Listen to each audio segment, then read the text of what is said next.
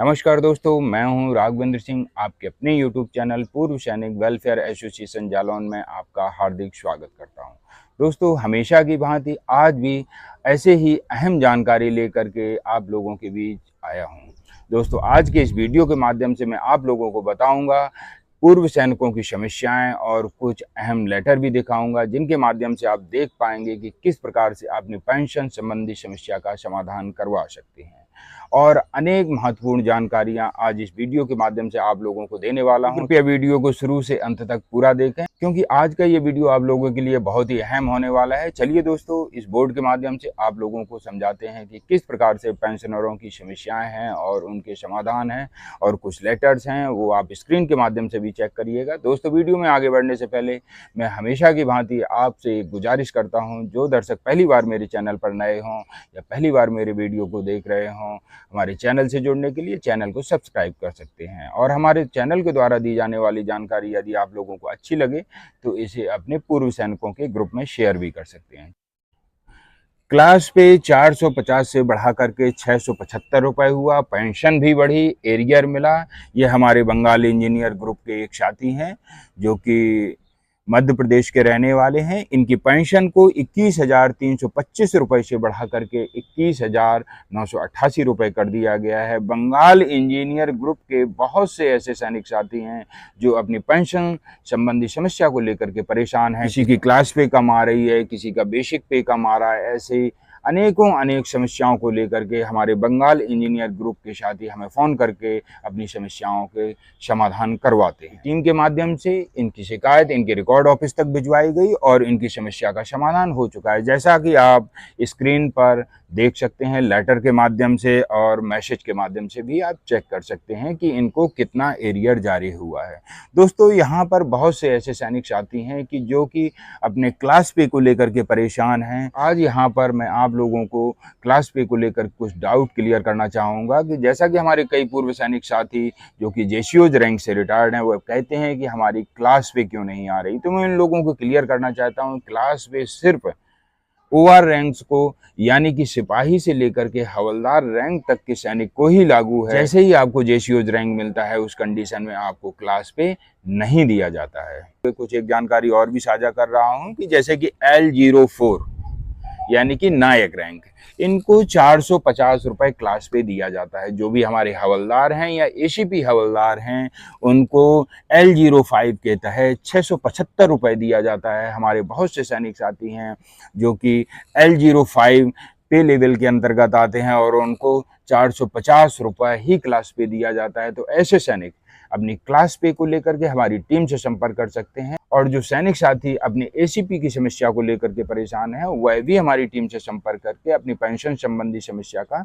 समाधान करवा सकते हैं। ऐसे अनेक साथी जिनको क्लास पे नहीं मिला या फिर क्लास पे कम मिल रहा है, ऐसे हमारे इंडियन आर्मी के बहुत से सैनिक साथी हैं जो कि अपनी पेंशन संबंधी समस्या को लेकर के परेशान रहते हैं, अपने क्लास पे को लेकर के परेशान रहते हैं। अनेकों कार्यालयों के माध्यम से संपर्क करने के बाद भी उनका ये एडजस्टमेंट नहीं हो पा रहा है। डिस्क्रिप्शन में दिए हुए नंबर पर आप मैसेज कर सकते हैं, व्हाट्सएप पर मैसेज कर सकते हैं और अपनी पेंशन की जो समस्या है वह लिख सकते हैं, और वहीं पर हमारे कमेंट सेक्शन के माध्यम से आपको उत्तर भी दिया जाएगा कि आपकी किस प्रकार की समस्या कैसे सॉल्व होगी। अगला पॉइंट है फॉर्म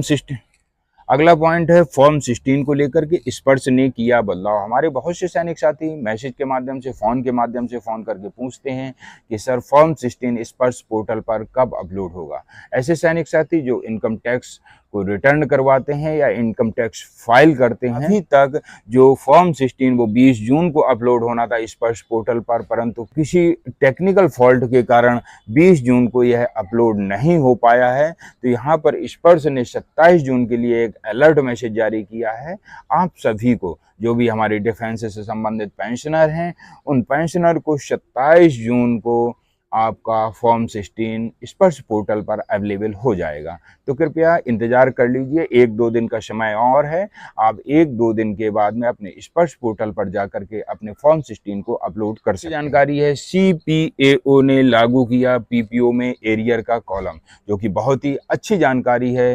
दोस्तों, पेंशन डिसबर्सिंग एजेंसी के द्वारा यदि PPO में एरियर का कॉलम दे दिया जाता है, हमारे जो भी केंद्रीय कर्मचारी हैं जो अपने अलग अलग एजेंसियों से पेंशन लेते हैं, उनको यहाँ पर डाउट क्लियर हो जाता है। कई बार उनको पेंशन डिसबर्सिंग एजेंसी के द्वारा एरियर दिया जाता है या फिर 1 रैंक 1 पेंशन के तहत उनको एरियर दिया जाता है, तो ये डाउट यहाँ पर क्लियर नहीं हो पाता है। कई बीच बीच में और भी अन्य प्रकार के एरियर दिए जाते हैं, तो उनको यहाँ पर क्लियर नहीं हो पाता है। तो जो एरियर का कॉलम दिया है CPAO ने, ये सेंट्रल पेंशन एजेंसी है। सेंट्रल पेंशन जो भी हमारे केंद्रीय कर्मचारी हैं गृह मंत्रालय के अधीन या जो भी सिविल एम्प्लॉयज़ हैं, वो CPAO के तहत पेंशन लेते हैं और इनके PPO में एरियर का कॉलम बढ़ाया गया है, जिसमें जानकारी दी जाती है कि आपका ये एरियर किस चीज़ का है और कब से कब तक का है। CGDA और PCDA को भी ये अहम कदम उठाना चाहिए, जिससे कि हमारे जो सैनिक साथी हैं वो अपने एरियर को लेकर के चिंतित रहते हैं, बार बार स्पर्श में कॉल करके, अपने रिकॉर्ड ऑफिस में कॉल करके क्लियर करते हैं, परंतु उनको कहीं भी सही जानकारी नहीं मिल पाती है कि उनको अचानक से जो एरियर जारी हुआ है वह कब से कब तक का है और क्यों दिया गया। अगला पॉइंट है OROP 3 को लेकर के। दोस्तों, आप लोगों के लिए बहुत ही बड़ी खुशखबरी है। आप लोगों को बता दें कि केंद्र सरकार OROP 3 को लेकर के बहुत ही गंभीर है। OROP 3 जुलाई 2024 में ही लागू होना है।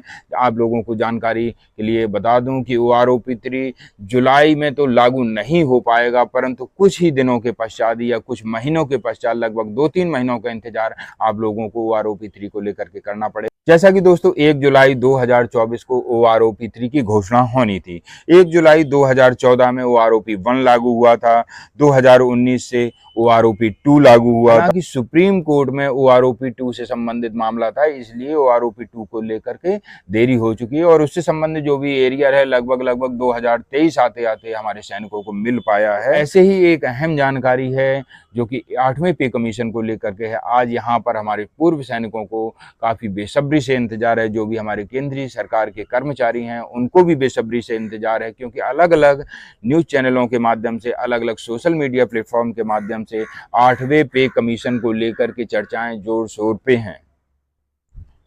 तो कहीं ना कहीं हमारे केंद्रीय कर्मचारियों को 8वें पे कमीशन को लेकर के बेसब्री से इंतजार है और शायद केंद्र सरकार 8वें पे कमीशन को लेकर के काफ़ी गंभीर है, क्योंकि हाल ही में हुए लोकसभा चुनाव में हमारे केंद्र सरकार के कर्मचारी अपनी पेंशन या अपनी पेमेंट को लेकर के काफ़ी नाराज थे और इस चीज का एहसास केंद्र सरकार को हो चुका है, सरकार को हो चुका है। आगामी चुनावों के देखते हुए गवर्नमेंट अपने केंद्र सरकार के जो भी कर्मचारी हैं उनको नाराज नहीं करना चाहिए और जल्द ही 2026 तक 8वें पे कमीशन को लेकर के आपके पास कोई ना कोई नई अपडेट मिलने वाली है। नेक्स्ट पॉइंट है ACP को लेकर के। विगत वर्षों में हमारे डिफेंस पेंशनर काफ़ी संख्या में रिटायर्ड हुए हैं। उनकी सबसे बड़ी समस्या है ACP को लेकर के। किसी को ACP नायक का बेनिफिट नहीं मिला है, तो किसी को ACP हवलदार का नहीं मिला है, किसी को ACP नायब सूबेदार का नहीं मिला है। आप लोगों को मैं बता देना चाहता हूं कि जिनको ACP नायक, ACP हवलदार या ACP नायब सूबेदार का बेनिफिट नहीं मिला है, जानकारी के लिए बता दूं, जो कि ACP का बेनिफिट है वो सर्विस के आधार पर मिलता है। पहला ACP 8 साल सर्विस पूर्ण होने पर मिलता है। सेकंड ACP 16 साल सर्विस पूर्ण होने पर मिलता है, जो कि ACP हवलदार का बेनिफिट होता है। और नेक्स्ट बेनिफिट यानी कि 24 साल पूर्ण होने पर मिलता है, जो कि ACP नायब सूबेदार का बेनिफिट है। दोस्तों, एक अहम जानकारी और आप लोगों को बताना चाहता हूं, जैसे कि कोई 5 साल में नायक बन जाता है, नेक्स्ट ACP का बेनिफिट प्रमोशन डेट से ठीक 8 साल बाद मिलेगा।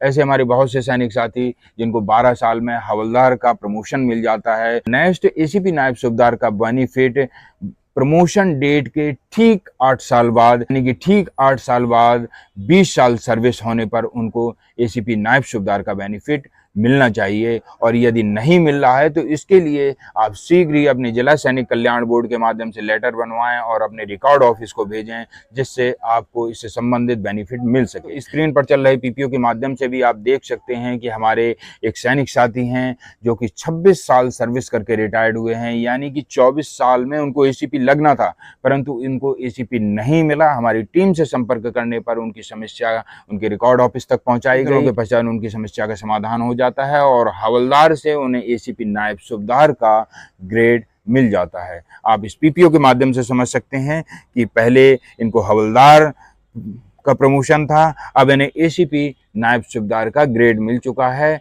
और इन्हें L5 से L6 में कर दिया गया है, जिसके कारण इनकी पेंशन में भी इजाफा हुआ है और इनसे संबंधित एरियर इनके अकाउंट में क्रेडिट हो चुका है। आज ये भी बताना चाहता हूं कि जब तक आप कोशिश नहीं करेंगे, बिना आपकी कोशिश किए कोई भी रिकॉर्ड ऑफिस आपको आपसे संबंधित बेनिफिट नहीं देगा, नहीं देगा, नहीं देगा।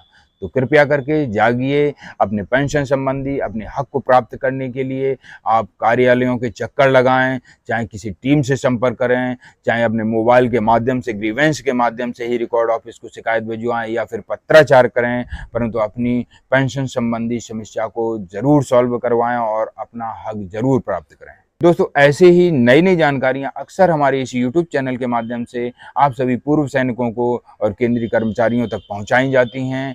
दोस्तों, हमारे द्वारा दी जाने वाली जानकारी यदि आप लोगों को अच्छी लगती हो तो कमेंट सेक्शन के माध्यम से आप कमेंट्स करके भी बता सकते हैं और पूर्व सैनिकों के हित में इसे अधिक से अधिक शेयर कर सकते हैं। चलिए दोस्तों, ऐसे ही नई नई जानकारियां लेकर आप लोगों के बीच आता रहूँगा। तब तक के लिए जय हिंद, जय भारत।